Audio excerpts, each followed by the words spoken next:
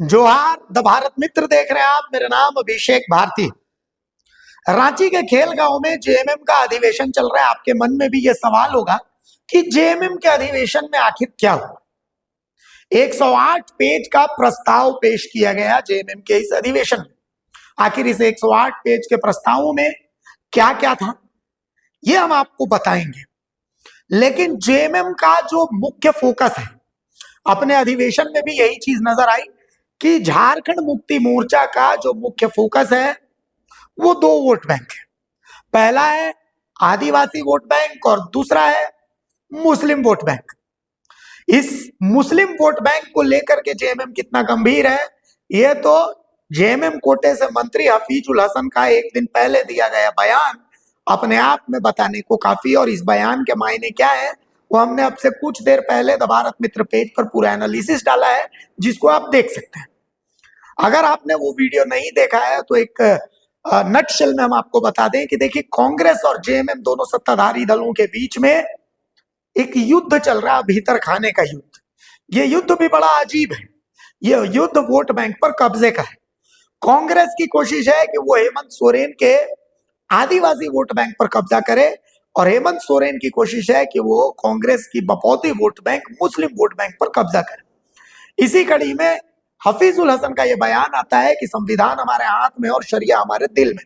अगर चुनना होगा तो शरिया और संविधान में तो हम शरिया चुनेंगे। और वो बहुत खुलेआम ये बात बोलते हैं। वो इसलिए ये बात बोलते हैं क्योंकि संदेश ये देना है कि मुस्लिमों, झारखंड के मुसलमानों, जेएमएम तुम्हारे साथ है, हेमंत सोरेन तुम्हारे साथ है। इरफान अंसारी का जवाब, चूंकि दोनों आसपास के विधानसभा से आते हैं, जामताड़ा से कांग्रेस के विधायक हैं इरफान अंसारी और मधुपुर से जेएमएम के विधायक हैं हफीजुल हसन। दोनों का वोट बैंक एक ही है जिताने में। तो ऐसे में किसका वोट बैंक, मुस्लिम वोट बैंक बड़ा है, लड़ाई इस बात की है। बहरहाल अब आते हैं प्रस्ताव पर। प्रस्ताव में जो सबसे महत्वपूर्ण एक प्रस्ताव पास हुआ वो प्रस्ताव है वक्फ बिल के खिलाफ। वक्फ बिल की खिलाफत झारखंड में कैसे की जाएगी, अगर वक्फ यहां पर लागू किया गया तो उसका विरोध किस प्रकार से होगा, इसको लेकर के प्रस्ताव पेश किया गया अधिवेशन में, जो जेएमएम का केंद्रीय अधिवेशन। दूसरा जो पॉइंट है वो पॉइंट है कि जेएमएम जल, जंगल और जमीन की लड़ाई पुरजोर तरीके से लड़ेगी। चाहे वन पट्टा अधिकार हो, चाहे सरना धर्म कोड का मामला हो, चाहे 1932 खतियान आधारित स्थानीयता, इन तमाम चीजों को लेकर के आने वाले दिनों में जेएमएम बहुत मुखर होने वाला है। आपने देखा कि पिछले दिनों कैसे सुप्रीम कोर्ट ने राष्ट्रपति तक को बता दिया कि इस अवधि में आपको नियमों को, बिलों को पास करना ही होगा। एक निश्चित अवधि सुप्रीम कोर्ट ने बता दी। इसी तरीके से राज्यपाल की भूमिका को लेकर के भी सुप्रीम कोर्ट ने बहुत जो कड़वी टिप्पणी है, जो तल्ख टिप्पणी है वो की है। तो ऐसी स्थिति में 1932 खतियान आधारित स्थानीयता का जो बिल है या फिर सरना धर्म कोड का जो बिल है, ये दोनों बिल जो है वो केंद्र को भेजे गए हैं। ऐसी स्थिति में इन दोनों बिलों को लेकर के जेएमएम आने वाले दिनों में बहुत जबरदस्त हमलावर रहने वाला है और बहुत संभावना है कि आने वाले दिनों में आपको ये बिल पास भी नजर आ सकते हैं, कम से कम झारखंड में। तो ये दो तीन चीजें हैं। इसके अलावा अगर हम बात करें तो जेएमएम ने अपने संगठन विस्तार की भी तैयारी कर ली है। संगठन विस्तार कहां होगा?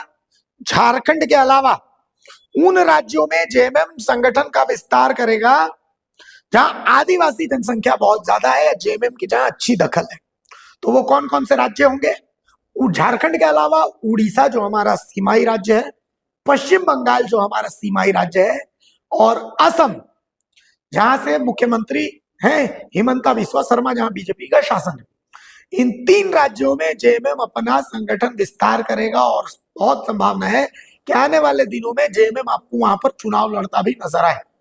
तो इसको लेकर के भी रणनीति बनी, इसको लेकर के भी प्रस्ताव पास हुआ है।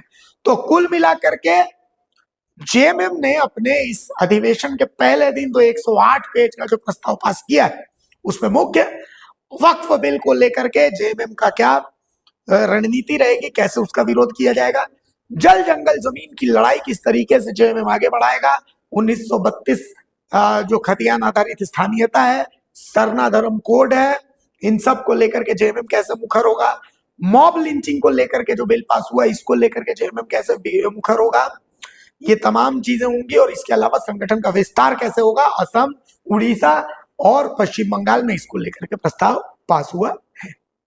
अगर खबर पसंद आए तो आप QR स्कैन कर दें हमारा साथ। आपका एक छोटा आर्थिक सहयोग है हमारा बड़ा हौसला। द भारत मित्र, बुलंद भारत की बुलंद तस्वीर।